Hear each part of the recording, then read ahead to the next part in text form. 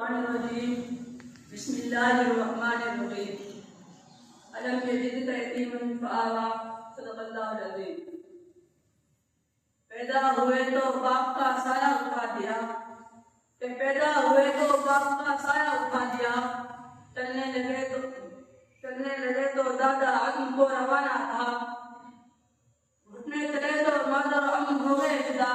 ہر ایک سایہ سر سے اٹھتا چلا گیا۔ سائے پسند آئے نہ پروردگار کو، کہ سائے پسند آئے نہ پروردگار کو، بے سایہ کر دیا گیا اس سایہ دار کو۔ محترم حضرات، سامعین کرام اور قابل قدر شخصیات،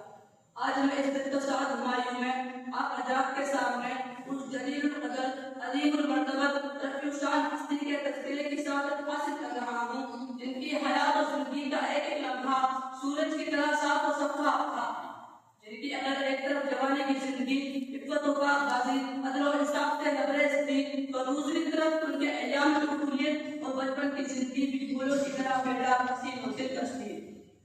جو یتیم بن کر دنیا میں تشریف لائے لیکن سارے دینوں کے امام بن گئے، جن کی ولادت سے قبل ہی باپ کا سایہ سر سے اٹھا دیا گیا تھا، جب گھٹنے چلے تو ماں کی ممتا اس کی میٹھی میٹھی آواز سے بھی محروم کر دی گئے،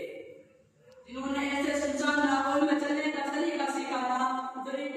انتہائی بھیانک، پرخطر و خوفناک تھا۔ ہر طرف گلی کوچے میں تلواروں کی جھنکار، گالی گلوچ کی آواز سنائی دیتی تھی۔ اللہ اکبر، اتنا خوفناک منظر تھا کہ باپ چلاتے ہی معصوم بچہ بھی زندہ کر کو کر دی جاتی تھی۔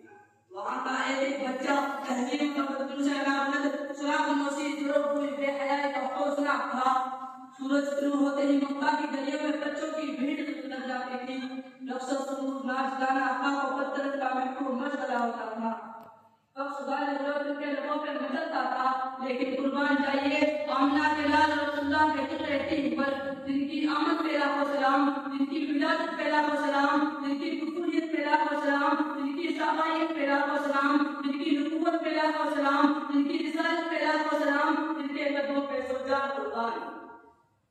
پوری تاریخ انسانیت میں آپ کی کوئی مثال ہی نہیں ملتی، اور ملے بھی کیسے؟ قدرت نے آپ کا ثانی کسی کو پیدا ہی نہیں کیا، بلکہ پیدا کرنے کے بعد وہ سانچہ ہی توڑ دیا گیا تاکہ کسی کو ثانیت کا شبہ ہی نہ ہو سکے۔ آپ کے بیت بے مثال، آپ کی رسالت میں بے مثال، آپ کا مرتبہ بے نظیر، آپ کی نبوت بھی بے نظیر، آپ کا مقام نرالا، آپ کی شان بھی بڑی نرالی، اس لیے آپ کی طفولیت بھی بڑی شان والی تھی۔ حضرت انس رضی اللہ عنہ فرماتے ہیں کہ آپ صلی اللہ علیہ وسلم نے کبھی کسی کو گالی نہیں دی، نہ کبھی کسی سے فحش کلامی کی، نہ تو کبھی کسی سے بدعوتی دغا بازی کی، نہ ہی کبھی آپ گانا بنانے کے مجلس میں شریک ہوئے، نہ ہی کبھی آپ نے غیر اللہ کی پرستش کی۔ زمانہ جاہلیت کے اس پرمعاشرت گندے ماحول میں آپ کا لڑکپن اتنا صاف و شفاف تھا کہ دور طفولیت میں ہر طرف آپ کے عدل انصاف، تقویٰ